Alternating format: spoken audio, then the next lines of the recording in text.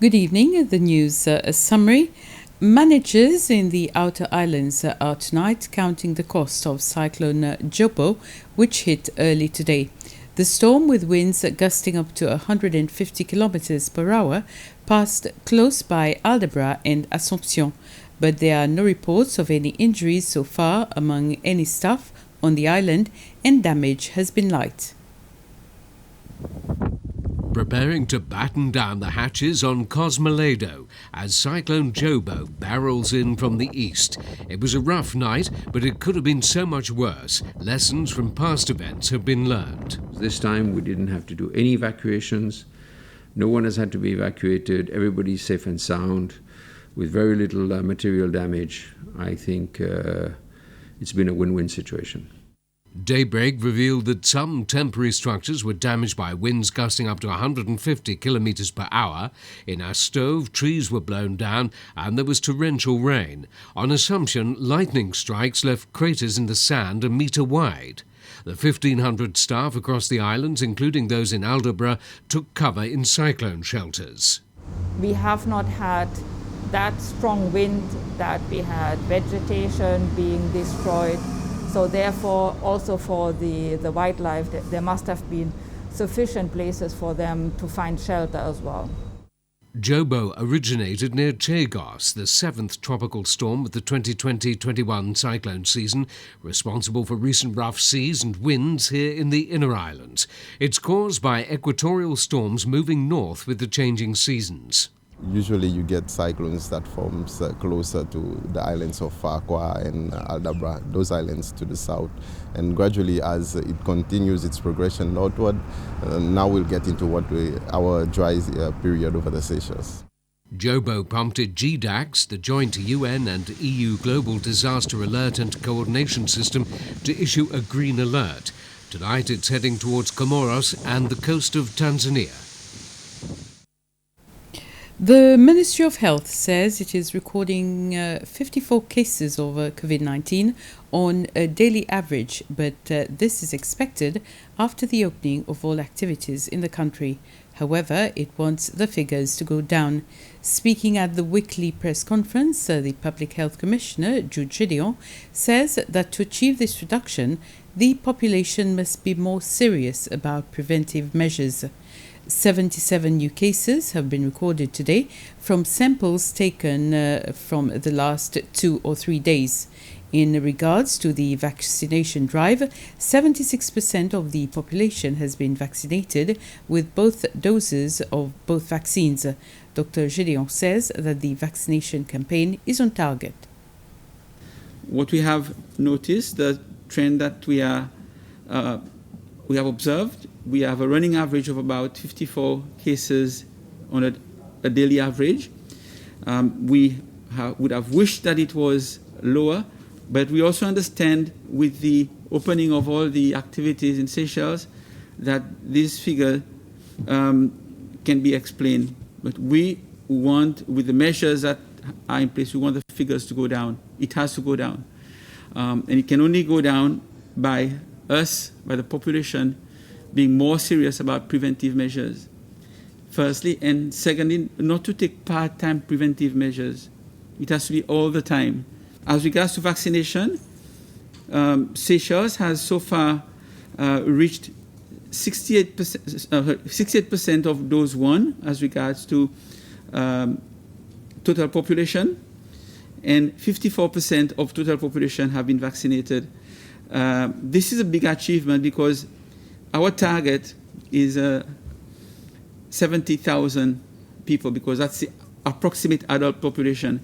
And so far, we have vaccinated 53,441 persons with dose 1 and dose 2.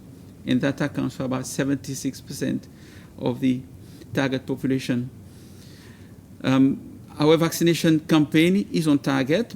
We are integrating the vaccination into our expanded program of immunization so that should people require further vaccine, they can be obtained at your health facility. We already have a very well-organized and well-structured expanded program of immunization in Seychelles that has been in existence for many years. we want to use that as an opportunity to ensure that moving forward, if we have to continue with vaccination, it can be done without having to launch new campaign. The National Assembly Security Committee says it is satisfied that the SPDF deserves its budget and that they are doing a good job. This was said during a visit conducted by the committee at the SPDF headquarters at Bello and the Coast Guard base at Perseverance.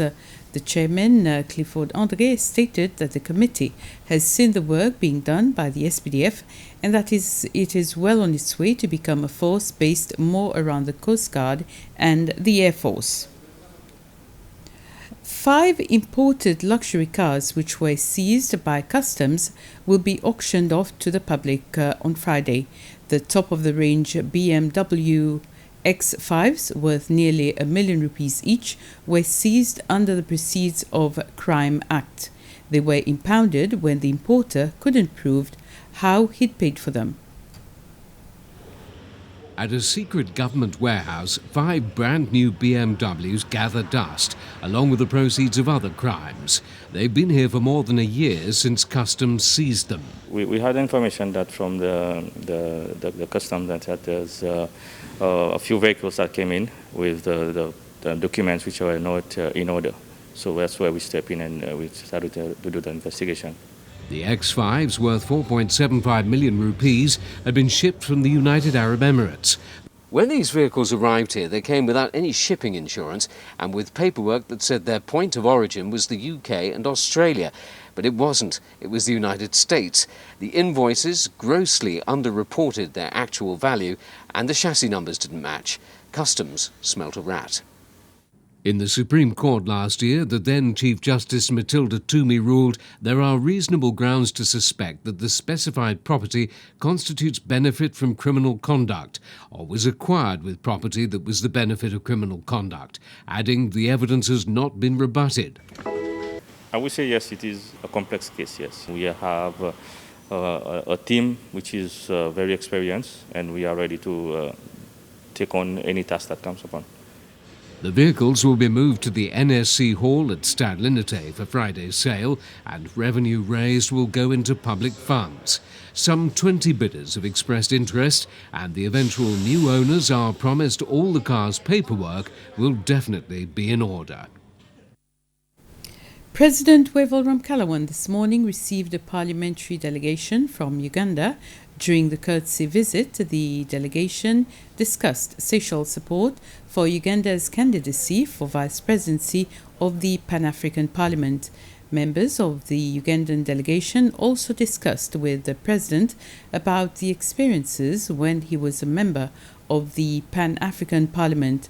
The courtesy visit to President Ramkalawan at State House was one of many visits that the 4-member delegation will undertake during their visit here.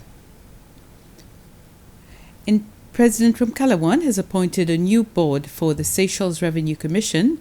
The functions of the Seychelles Revenue Commission are to administer tax laws of Seychelles and to ensure the efficient collection of taxes.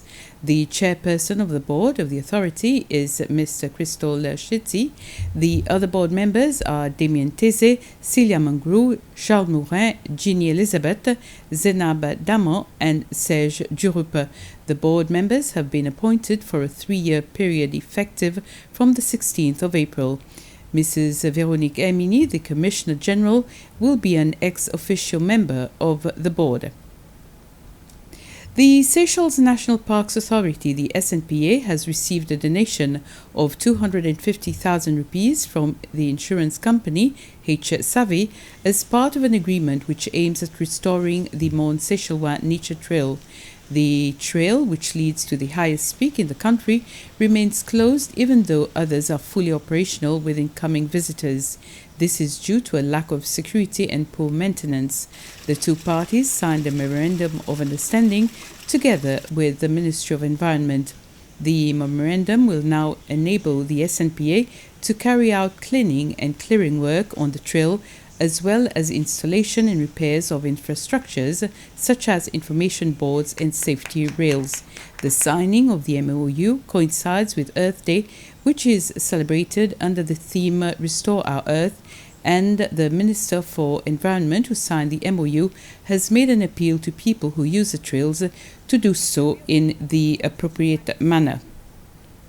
And with this, we end this news summary. Thank you for watching. Next on SBC is Battlefield.